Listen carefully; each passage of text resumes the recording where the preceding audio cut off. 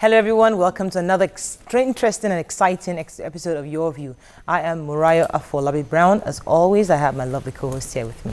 Hi ladies. Good morning. Hi Jumoke. Hi everyone. How was your weekend? The show must go on. Suffice it to say that I didn't have a weekend. I had rehearsals on Friday where my phone was stolen. And I traced it with my iPad on Saturday. I found its location. I called it. The guy said to come and take my phone, the 5,000 naira. I will tell you the story about that one tomorrow because I reported it officially. He was asking me to come into one bush to come and collect food.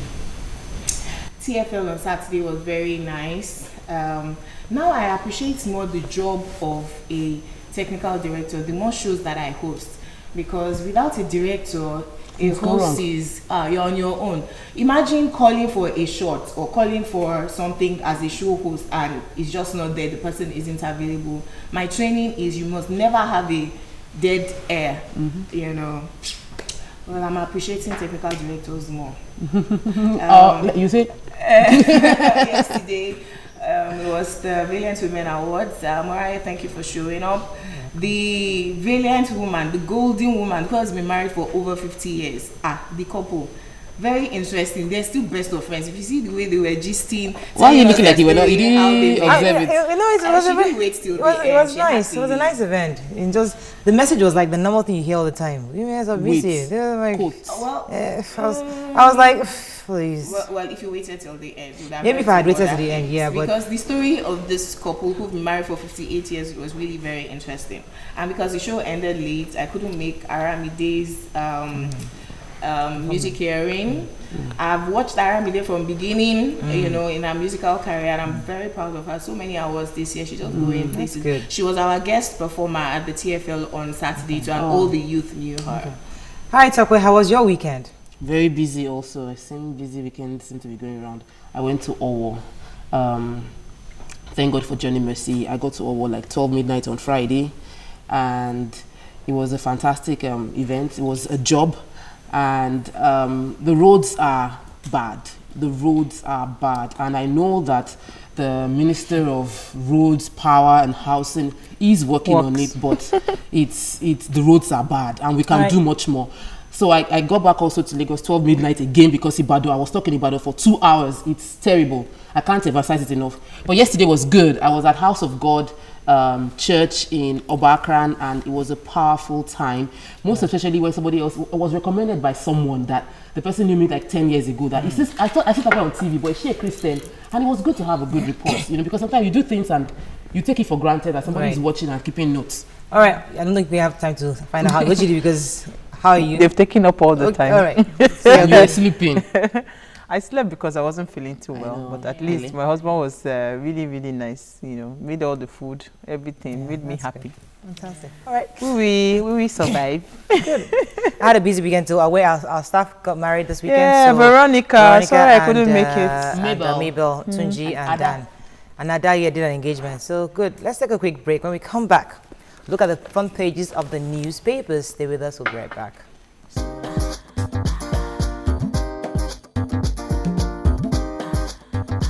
Stay tuned. Your View will be right back.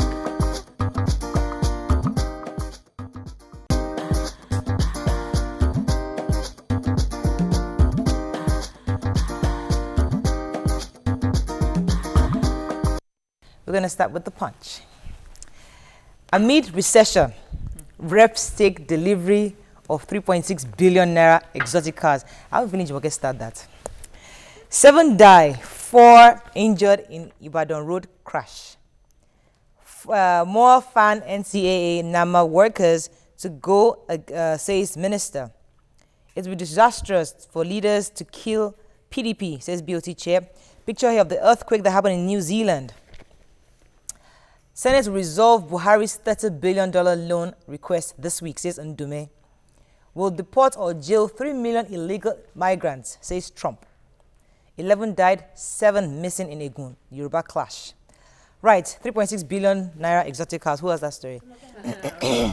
Everybody has I that. was going to talk about the Egon clash because it's the human angle story, and we took the story last week, and finally they're discovering dead people because their bodies are floating from the river. It's very unfortunate. They said they suspected them jumping into the to escape the to fire. escape the the clash. I just hope that moving forward we can stop all these clashes and behave like disciplined people.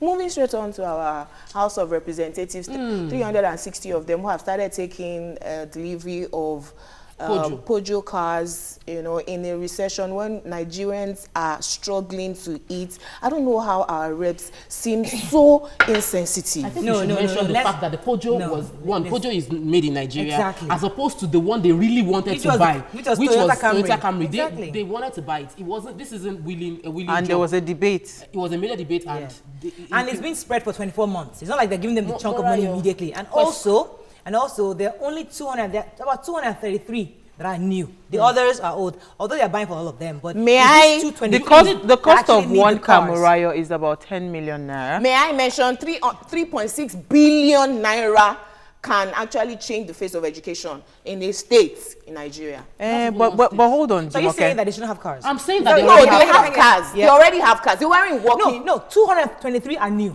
No, they weren't walking to the National Assembly before. These people are not poor.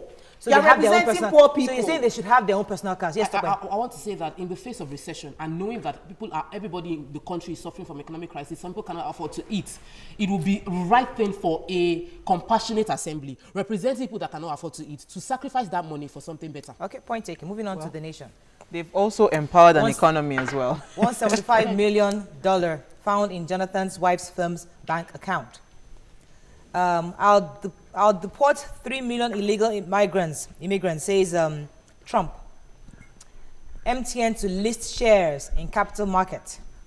And federal government, 1,459 megawatts coming from 20 plants. Yes. So who has the major headline? Or let's talk about the immigration. I want to talk about Trump. Because on Friday we said that hopefully that will be the end. I watched our repeats. But over the weekend, I saw in LA, wow, it was a massive protest. People coming out to say that Trump isn't my president. The guy is going along to go and threaten people. He said his first policy, what you should expect from a Trump administration immediately gets into power is that all illegal immigrants will be deported back to their... Not just illegal immigrants. He said the ones that are criminals. That have criminal records. That have criminal records and all the people that have been doing, a lot of drug dealing and all that in America. And I think it's a fair thing for you to expunge those kind of people from your thing. I think people are just overflogging this issue. Well, if you are legally in America, you are doing a decent job, you don't have any business with drugs or thuggery or crime, spokesperson from the Republican Party said that their focus will be more to review the Immigration Act, not so much as deport people. So we'll see how that goes. Who has nobody has the headline. Pepe story. Pepe, I think they just use Pepe to but they make said it attractive because it's not her personal account. But they said the firm has been linked to her account. Those four firms now, they were linked to her. One of them now had $174 million and they're connecting her name to it. How is it her own money? So what I don't want is this media trial. Let them tell us which date is her day in court. When is she going to court? Bam! Very good. Makes sense. Moving on to Vanguard. Federal government to scrap NNPC, DPR, PPPR, and others. Jettison's automatic oil license renewal and to sell unprofitable refineries. Federal government to refund 20 billion naira to each state for infrastructure development, says Dogara. Facebook love, how 35-year-old man blackmails lovers with nude pictures. DSS raids on Bureau de Change. Analysts predict increased volatility in parallel market. And no punishment is too much for the corrupt judges. Okay, let's take the human angle, 35-year-old man. Okay. Michael Atonda, who pretty much an OND graduate of computer science, pretty much just puts up handsome pictures on Facebook and adds beautiful girls and then starts to toast them. And after a while, he'll say, oh yeah, send me your nude pictures now, he will send his own also. Yeah. And the girls who are carried away with his proposal that he will marry Especially them. because he calls with their international number. He Yes, uses now. computer to call with an international number. So they Yes. actually think this guy is legit. Yeah, and that he's coming to Abuja very soon, that he will see them, blah, blah, blah. They will send their pictures, and then he starts to blackmail them. Yeah. Guess what? He's an ex-convict too. He was jailed last year for conning people of 700,000. Now, he was caught trying to con 4 girlfriends of 121,000. All the girls have dropped the charges I anyway. keep But saying that, Lizzie, no who- matter how crazy you're in love with anybody, you do not go Somebody to that you don't extent even know. of- What kind of love is that? No, even the Facebook one, love. even the boyfriend that you know, and you know, You and, don't you send now you now go and start and I don't mind. Yeah. No, but people do all sorts These of crazy girls are things. just available. Because you don't know where you will be tomorrow. So you're doing crazy things with videos and all that. You don't know what that document would, Question, are we looking you know? for love so much that girls put themselves on Facebook and are available for any man who adds Of them? course, no. If you have, I mean, Jumoke, you pass that stage where you're out of school, jobless, you don't have anything to do, you just have a lot of time to your hands. You're You're just looking looking for for any going through the man. online and you're through the website and you're seeing all sort of things. Marriage is making Trust on me. I want to talk about the PPRA, the federal government to scrap NNPC, Yes. DPR and PPRA. Now, Yes. NNPC, the reason for this given by the Minister of State for Petroleum, Kachuku, was that a lot of these agencies are duplicating each other's Efforts, job. yes. And even though they work well together, sometimes information doesn't go round well enough because Yeah. of all the different parastatals involved. And this in, weakens or each in- of their Yes, it weakens their capacity to enforce the law, which is what they're meant to do. So Fantastic. everything is being collapsed together. I'm worried Going about to the be loss called of jobs. Petroleum Regulatory Commission. Yeah. PRC. Okay, moving on think very that quickly. It's a good to one. Daily Sun. Tougher times ahead as oil revenue drops. Oshibacho in 5-minute blackout drama in Mina. Aso Rock chaplain rejects demons' presence in presidential villa. Federal roads and others. Dogara raises hope on refund for states. Trump's victory. David Vest speaks on Soyinka's threat to destroy green card. And airport security personnel to bear arms soon. Oshibajo. Yes, He our was- president, our vice Our president. vice president was at Mina.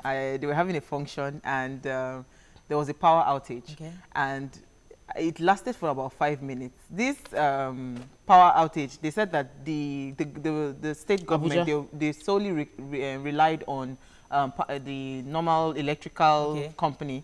And the blackout lasted for 5 minutes. While the blackout was there, there was pandemonium anywhere. There Why? Is was Nigeria, no we used to backup. it. I don't understand. Security There was no of backup. VP. There was no backup generator. They said the Mina governor just excused himself and went to pray.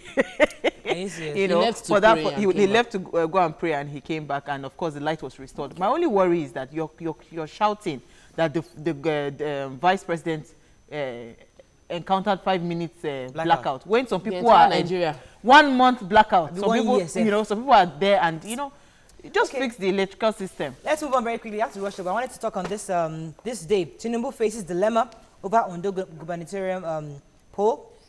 Fayoshe, Buhari won't appoint Onogen as substantive CJN. And federal government to refund each state 20 billion for federal projects. That's good. Hopefully we get that money. I read Fayoshe's story and he was saying that for the president appointing Onogen as acting, that maybe it's because he's from the South, he doesn't want to appoint him because one, he should be substantive because he's the most senior judge, and that the president had sent Onogen's name way before Mahmoud resigned. Okay, all right, that's all we can take on Front Page Review. When we come back, we'll run right into our hot topic. Every 9 in 10 women are smuggled abroad for prostitution. Stay with us, we'll be right back.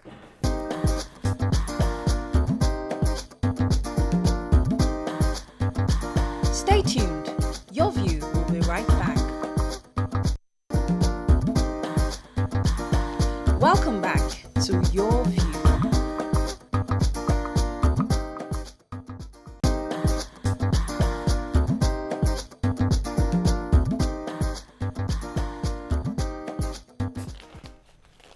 Welcome back. Now, every day we read reports of increase in human trafficking.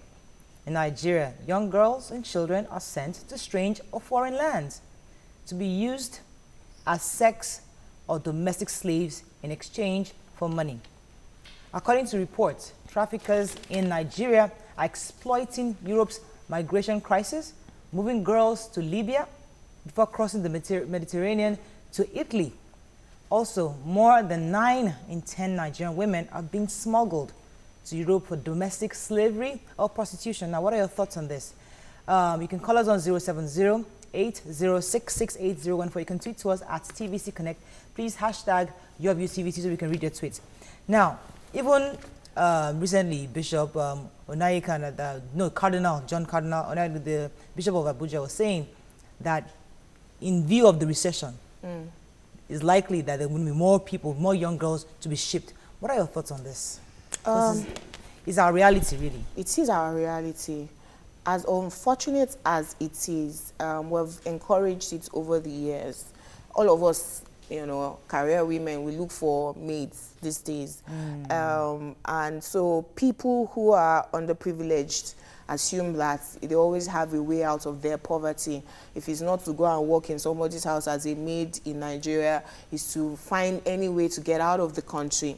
Now, the article says that most of these girls are forced, but there are lots of girls who willingly go, you know, to Italy and, you know, other foreign countries to get into prostitution because it's a way to get their families out of poverty. I think that we as a people, as a government, collectively have to find a solution to it rather than just saying this is bad. Yeah, because I remember even I think it was the Calabas, the governor Akpabi was saying that, listen, stop exporting my girls as house girls across Nigeria, that we're going to give you free education here in the state. So that's the kind of policy we need, something pragmatic, something drastic like that we need nationally to help stop young girls for making themselves sex slaves. May I say that is also lip service? Okay. Because we still do have a lot of people from Akwa Ibom as maids right now. We need more than lip service. It has reduced, We need more than lip service. We need more than... You can't tell somebody not to go and sell herself and survive. It is about, I want to feed my maid that just left. She's 21 years old. She's an orphan right now. She lost her mom. She worked with me for 8 months and she spent 6 months of that salary sending the money home. I was the one helping her to transfer the money and they kept using it to treat her mother. So, and the mother still died and she still had to go. So she said that her three younger ones had no one to take care, that nobody was even asking about if they've eaten or anything, that the mother's farm is there, there's yam, nobody to harvest it. You know, and she has to go back home and that is the end. What will she do? You know, so you cannot solve the problem by saying, don't traffic, don't. She just has to get work to do. And that is the only thing she can think of doing, is that maybe I'll work as a maid somewhere. And unless we successfully train education-wise, empower the people with capacity to earn money, skills, education, you cannot tell them not to go and sell themselves for money. So it is not an issue of, oh, don't ship them overseas, because many of them are willing to work for money. Interestingly, even I had a nanny. I think the last nanny I had, her daughter was in Turkey. Her daughter was married. The daughter's husband comes to my house to see the mother-in-law, and both of them had that agreement that, okay, you go and hustle in Turkey. Imagine. And she has a madam, which she pays. So she's not asking me to please give her some, to pay her in advance so that her daughter can pay the madam so she can become independent. Wow. I'm wondering, that's what these young people go through for survival. But what are the options? For us, from where I come from in Edo State, Benin to be precise, that's true. My father, when he was going to make a decision on where to settle down and build and raise his family, Benin for him was not an option, because it was not even a function of whether people willingly or they don't willingly go. A lot of girls, the way they groom girls in the north to enjoy the feeling of getting married at a young age, a lot of girls in Benin, for instance, they enjoy that feeling that I'm going to once I get to a certain age, I will be shipped out to Italo, to go and do some transactions to be able to bring back money home, because all they think of is, okay, how do I empower myself? How do I empower the family? So the father, for instance, now has a daughter, and all he thinks about is that this girl can go somewhere, make money, sell herself, and come back. Let me pause you for a second. I have a call from Cameroon. Daniel, are you there? Yeah, good morning. Good morning, Daniel. Please go ahead. Okay, my contribution is that Nigeria government is always saying that they should not allow people to travel outside. Living in Nigeria is very hard, though. So living in Nigeria is not an easy. I'm in Nigeria, but I reside here in Cameroon. So even in Cameroon, there is steady power, electricity, there is water. All those small things, you cannot afford it in Nigeria. And our government are saying that they are trying. There is no roads. Government is not caring for the masses. How do you wish them not to travel? They should travel for a survivor. Okay, it wasn't really clear. Okay, so go ahead. We were talking about welfare. So now picture my father with 7 girls and two boys. If not because he just saw that this was not right, this was wrong. Because when we were being born, that was when the thing was really hot. Yeah. Right. And when I remember when I went to the university, there was a day I went to make my hair. I was with my granddad in Benin. And the girls were so excited, talking, you hear say this one don't travel. Me said they go next week. And it was an excitement for them because, I keep saying that anybody that has successfully taken out your power to reason and think, your mind, that person has taken off your life. So people are being groomed to think. So it's no longer that they are forcing. They're not forcing you. You are the one walking into that. Because you see, another thing again is when our leaders have taken the money, the chunk of the money that is supposed to help to bring equality for everybody, you take it and you feed a few people. So you mean a lot of people are left with small options. Now imagine if these societies that they go to, you can decide to say, you know what, I want to be cleaning shoes for the rest of my life, but you will still be comfortable. Yeah. You don't have to go overboard with what you're making. It's not like you're being exorbitant, but you don't just have so many options. Okay, let me take this call from Ikorodu. Shagun, are you there? Yeah, I'm here. Thanks for calling. Go ahead, please. Good morning. Morning. Good morning, my good sisters. You're all doing wonderful job. Thank you. And God be with you. Amen. Anyway, the topic of today, honestly speaking, you can't blame anybody. Just like rightly what Topper said. Anybody that wants to travel, for it, now, better the life of his people or his family. You just leave them, let them go. But let me tell you something. What Nigerian government and our leaders have been doing is the most pathetic thing in the whole world. Some people stole our money. They left us in poverty. They left all these people in poverty. That is why we are seeing all these kind of things. Happening. So you can't blame anybody for that. Thank you. God bless you. Okay. You asked a question and said that what are the options? And I think that it's a simple answer. Welfareism. Welfare package. In our budget, we have 500 billion welfare package for the poor this year. Take out 3.6 billion that our reps have used to buy cars now. We would have been looking for 497 billion. So rather than take care of people, if we are giving the people who do not have a choice, there are some who are saying, I can't, what will 5,000 do for me when I can be getting millions from Italy? There's some like that. They will still do. But the ones who don't have a choice, and survival is the basic instinct. Yeah. Why can't we buy buses to be picking our reps from their houses? And most of the money, and the monies that they are being paid, the monies we are using for their accommodation, our 70% of our national budget is going to a few people when we can do welfare for the people who we are supposed to be representing. Still on welfare, because that's the solution. Once you can solve the problem of accommodation, solve the problem of feeding, people are good. A lot of people steal because they want that thing to eat.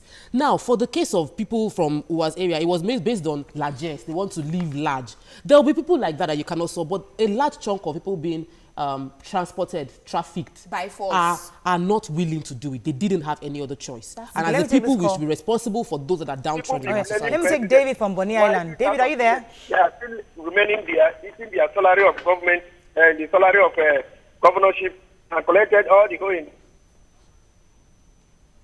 Sorry. Okay. I wanted to say that. They collect all the indictments. He's still there. And expecting people to work. How do these people work and survive?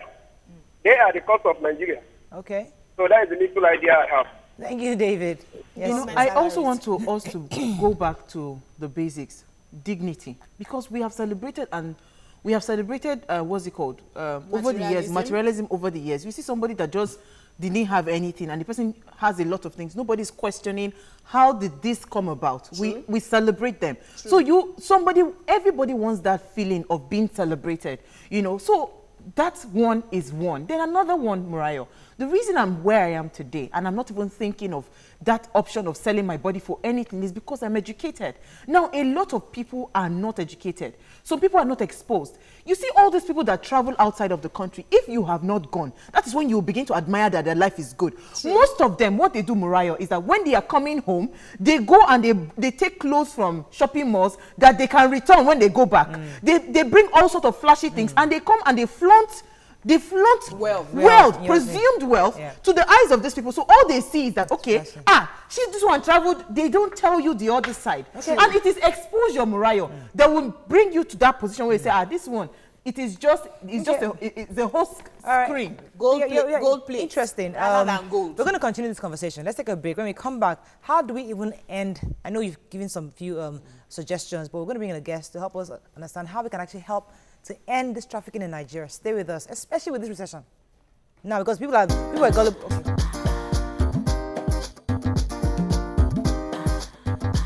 Stay tuned.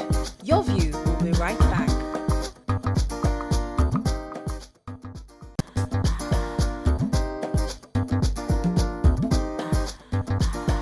Welcome back to Your View.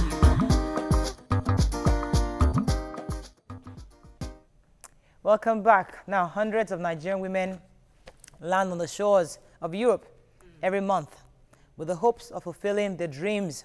Unfortunately, the reality is many of them are destined for years of sexual slavery. According to reports, 70% of trafficked persons are women and girls. This means that they are the more vulnerable group. But men and boys account for just about 30% of trafficking cases. Now, how do we stop this menace? Joining us on the show is a public affairs analyst, Mr. Olufemi Lawson. Welcome to the show, sir. My pleasure, Vicky. You can call us on 070-806-68014. You can tweet to us at TVC Connect. Please hashtag YourVTVC so we can read your tweet. Now, the reason why we're talking about this is because the fact that we're in recession and people are looking for options. We were just here a couple of weeks ago where everybody was going around MMM because we are looking for options and, okay, what do I do to make extra money? This issue of trafficking has been in the system for a long time. It's not new. It's as old as money. Yes, because I read somewhere that in the early 80s where Edo women were traveling to Italy to sell gold. That's this is a thriving business here. Well, let me go back and see if I can get some girls. You know, that's how the things started getting more popular. So it's not new. But there's a fear that's going to get more rampant, especially because of the recession. What are your thoughts and how do we even stop it? Especially. Well, I think beyond the recession, one of the things that have made this trade to continually thrive is because it's very profitable to those who are involved. True. If you take away, the sales of illicit arms, all over the world, that is next to it, human trafficking. Wow. No trade is as profitable as that. So over the years, these persons who are involved have seen it as a lucrative business, and they have continually taken advantage, of the prevailing economic situation, not only in Nigeria, in Africa, to exploit these victims. So it's not even about the peculiarity of our situation now. It is what we have always lived with, and on our part as a people, we have not really been doing enough, to ensure that our people, are saved from this very modern day slavery. It's quite unfortunate that every day, we are not just looking at Europe, even across our borders here, young girls are being brought into Nigeria. Young girls are being taken out of Nigeria, even within the country. Young girls are being trafficked. So is Nigeria simply being ignorant of this trade? Because we have this holier than thou community where we feel like, oh, we don't do this here, we are holy people, we are all church people. No. Is it that this is, just like you said, after arms, this trafficking is very lucrative. So is it that this is a thriving economy that we just refuse to look into? No, it's illegally thriving because it's of course not a legitimate business. Fulfilling the need. No, no. You can. Armed robbers are also fulfilling a need. So what is not legal, whatever comes from it, they are illegal profits. Okay. So they cannot be regarded and they cannot be used to measure the economic, indices of any society. Okay. So there are illegal trades, illegal monies are made from it. And unfortunately, like I said, it is beyond just taking our girls to Europe. It is what even happened in our neighborhood. It is what happened across our borders here. So I think we should begin to see it more, or we should begin to see it beyond, the peculiarity of, maybe a particular state being known for it, and Okay. maybe the few reports that we get from Europe. Are you taking trafficking as just what we do in terms of prostitution? Because trafficking is the one for housemaid, trafficking It's for child labor. trafficking. So there are reports that in Zamfara there's a major crisis with child labor being used to harvest gold mining mines, gold solid mineral illegally. mines, yeah. Way forward is what we want to discuss within our shores. We can't control the ones that go abroad, but we can control what is going on within our shores. We can even control. We can even control people who go abroad. Which You know, NAPTIP is already yeah, doing. that's why Nigeria has been doing a lot, like some other West African countries. We must understand that people don't just disappear from their homes and find themselves in Europe. In the past, people have been taken illegally through the land borders, through the routes from here to Niger to Mali, find themselves in Libya, have to stay in Libya for months before crossing the Mediterranean. So Europe, it's been a lot of risk, even for people who are involved, and even locally, because we must begin to look at things that can be done. And the number one thing is not just about securing our borders or securing our airport. It's about addressing the fundamental issue. Why are people going to Europe? How would a young, promising lady leave the shores of Nigeria to become a sex slave in Italy? We must begin to address that fundamental. And the fundamental is that the society, particularly the government, must see the welfare of the citizens as Priority. As number one. Averagely, you find a situation in Nigeria where most families wake up with no hope of, breakfast or lunch, or some even wake up with no hope of where they will sleep tomorrow. Until we begin to address these core issues of the welfare of the citizens, because why prostitution has even become not only illegal, even criminal in some Western countries, is because you have no moral basis or economic reason to give for going into prostitution. So a society that cannot guarantee the welfare of its citizen, may be doing little or nothing. If you say you are checkmating people from moving out of the shores of the country, in one way or the other. There were videos that were released, and we saw, I think it was in Europe, a major kingpin issue. I mean, this cartel that deals with trafficking young girls and all that, they were arrested. Then also we know of, small pockets of groups that, they have been arrested over the years. But we don't hear anything after that. We don't hear anything about these people, because I believe that if we're able to trap this cartel that are involved in this trafficking, human trafficking, it will curb it a bit. Yes, while we're solving the welfare issues and the poverty issues, what about dealing with how do we, capture those people? You have aptly described it. It's a cartel, because it's not just a trade that anyone can just wake up and do. They know themselves. It's a syndicate that works hand in hand. And I think what we need to do as a society here is to make sure that, there are a lot of laws in Nigeria. They are even beyond what NAPTIP as an agency is doing. The police have so many powers statutorily, to prosecute people who deals in this kind of trade.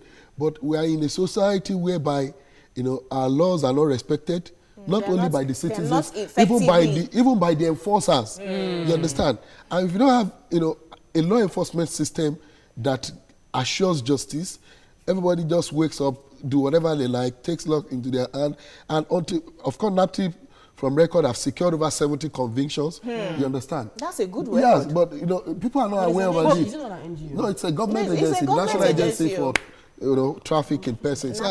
So we must begin to, number one, educate ourselves as Nigerians, and we must begin to expose perpetrators, and we must, as a people, ensure that we get justice whenever people are caught or whenever people are mentioned to be involved in trafficking of humans. Okay, because, sorry, Jumoke, also we've not talked about this recent trafficking that has started of getting young girls in a particular place and getting them pregnant, and now selling.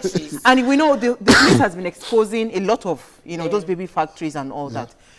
So how do you now solve that problem? Because these ones, they willingly go there, that they want to get pregnant and sell their babies. Most of them are I lured don't there. want to assume that. They are lured. You know, even people that are taken to Europe don't willingly go. Yes, they are They make them lured. feel like there's more. Yeah, they give They an sell- assurance they sell an idea of a life, of a beautiful life. that you cannot even imagine, you know. So they work on them psychologically, and it's a form of exploitation. They even say to You some understand? of them that come and go It's and work. play You football. understand? So it's a form of Meanwhile, exploitation. it's sex. You know, in most cases, victims don't go there on their own, you know. So it is out of working on their psyche, sometimes going through their parents. No. If you allow your child go to Europe, be rest assured that you know the fortune of the family has changed. And They will be stuff. sending money. So, like the case of the baby factories, Yes. in most cases, victims are lured into doing this, taking advantage of their, you know, of the poverty situation, maybe in their various families. Some even, you know, these operators have to go through their mothers. So your child is matured enough, you know, in just 9 months, this family can have 500,000. If your child can give it to a baby. Even recently, sir, Or to have stiffer penalties for anybody that, especially those who run these baby factories, who are involved as agents, you know, until we begin to have, you know, create a system that ensures that if you dare do it, the consequences are great. Then we may continue to, you know. I just remember that recently the police actually stumbled over where the shrine, where the juju man was there, and they saw the big python. Big python. And they were even young kids. They're the skulls, body parts. They're part of. I read the article saying that some of these girls will be giving concussions, such that whenever they are, they know they have to go and pay. Yes, so now. after you sleep with the person, yes, your madam. Your madam will tell you. You must swear with your blood, with everything. They that don't you have pay access her to their back. parents. Their parents can't talk to them wherever they are. So, you know, they are forced to work extra hours, you know, just to repay the money. So obviously, these children they're vulnerable. Now, what can we do to help children not to get into the arms of these kind of people? What's NAPTIP doing to help us even to get young people aware of these gimmicks, of those that can get them into these babalawos and then? Well, the NAPTIP is just an agency of government, and for every agency of government in Nigeria, we know they have limitation. You know, there is a limit to how far they can go. But I think the media has been playing a lot of role. I must commend TVC on a number of occasions. We have had to discuss this on so many programs. TVC has been doing a lot of advocacy, and I think the media is very key in ensuring that we educate our people, in exposing the evils, you understand, that are inherent in somebody coming to tell you there is one life that is not certain anywhere. So the media has a key role to play. Our people listen to radio a lot. You know, the social media is there now. We must begin to expose the ills, you know, that are inherent in human trafficking. And the civil society must also do a lot more as far as advocacies, you know, are concerned, to ensure that we talk more about the evils that are inherent in human trafficking. A lot has been done, but I think we need to do more because it's on an increasing, you know, rate. So Okay, let's take a quick break. When we come back, we'll take Jumoke's question. Stay with us. We'll be right back.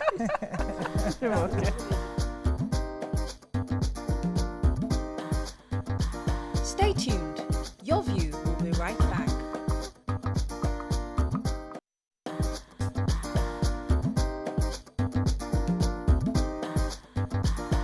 Welcome back to Your View. All right, welcome back. Yes, Jumoke, you're going to say something. Finally. Okay, so we know we can imagine what the government solutions would be, welfareism and putting the people first. But what is the citizen's role? Because it's not the government who exports these people. It is the culture and the people. We are the ones who say, I am poor. I have 7 girls. My neighbor has sent her own girls and they are sending money. What do we need to do to start to curb this? I know that, yes, survival is the basic instinct, but there are other ways. Yes. And I don't want you to just play lip service and say we need to tell us. Okay, before you answer that question, let me take this call from Sokoto. Idris, are you there? Idris. I think we lost that call. Okay, yes, so Jumoke's question about what we need to... I think the first thing is we must first capture the mind of our people. How? If we don't capture the mind of our people by educating them, it's one of the problems that we have had on our hand is the level of education in our society. In fact, that has greatly, impacted on most of the vices, that we have in our society. The limit of the education of the people, because a lot of things don't actually exist. But when you are not educated, it is imaginary, and they tell you It's a mirage. you are always quick to believe in some of these, stories told. So I think we must first advocate at all level for, at least basic education for our people. And by so doing, we can capture the mind of our people and expose them to what is the reality. Okay, let me take this call from beyond, from Zaria. what they say in the movies. Victory, are you there from Zaria? Yes. Thanks for calling. Go ahead. Yes, I want to contribute. I'm a first-time caller. Welcome to the show, Victory. Yes, and I've been enjoying your program. In fact, I don't go out until when the program is over. Thank you. Thanks. Yes. Okay, there's no traffic in Zaria. I'm a first-time caller. Yes. Thank you. Don't listen to yourself.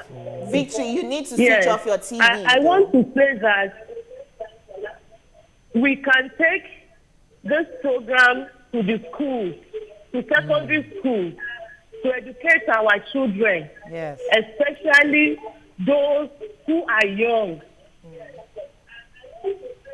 Fantastic. You're right. Okay, I wanted to thank give you a very much, solution That's a really good for one. what Jumoke asked, because part of the reason my father chose to settle in the north was because he saw that there was cultural, a wide cultural difference in the north. I think also exposing these children to a different kind of, because some of them don't even see that it's wrong. Because imagine if you are being groomed in amongst it, so it's normal to you. Yeah. So you need to also find a way to isolate, these victims from that kind of environment that would not empower them to take good decisions concerning their future. Everybody who lives in Benin cannot relocate. How do we start to change the minds of the It's not about even relocating to another place. It is changing the environment. Okay, you understand? I think he mentioned one thing, media and education. The schools, these children need to know that when they go abroad, they're not going to do any honest work. They're going to be enslaved in a room and turned into prostitutes who will be sleeping with as many big men that would come. Wow. It is their full-time job. If you let those children know right from when they are in secondary school, they are aware. So when somebody says that, come, let me take you to Europe, they'll be like, I know what you want to go and take me to do. I'm not interested. They know. Some of them know. Video clips are horrible. They know, but they don't know how deadly it is. Yes. Of course, you can just tell someone that there's life in Italy.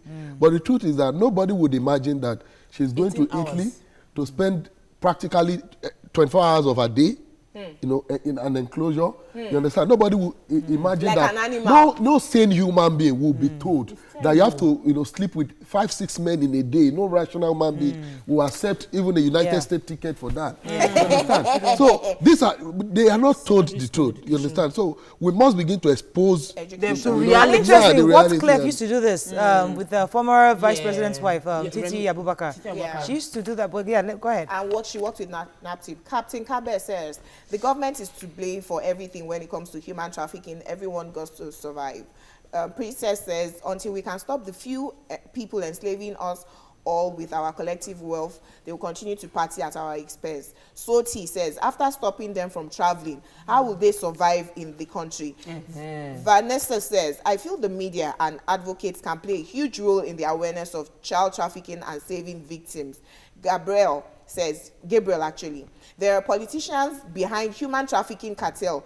PMB should also look into that. The last one, Mohammed says, let the preschool and secondary school teachers be enlightened to always let the pupils and students know the dangers of trafficking early. That's if the teachers are not also trafficking their own. From primary school, secondary school, we need to start educating these children. So I think I need to make that we must even be thinking about including this in our curriculum. You understand? So that it is built in the mind of the average Nigerian child that there is no life. A child that is not exposed to education at all. And that is why we're advocating for basic education for every Nigerian child. This should be compulsory. Education shouldn't be a luxury. All right, so unfortunately, we have to close the show. Thank you so much, sir. Very nice. Being here. There's a lot of work to do. Yes. There's a lot concerning this area. I don't know what happened to what Claire. We started. Don't worry, we are going to start. Most of these things don't really outlive, public office. It did well, but for some reason I've not heard too much about it. But maybe anyway, funding. Maybe we can encourage. That's all we can take on the show. Thanks for joining us. Today is World Diabetes Day, and tomorrow we'll be learning a lot about diabetes prevention. Have a lovely day. See you tomorrow. Bye-bye.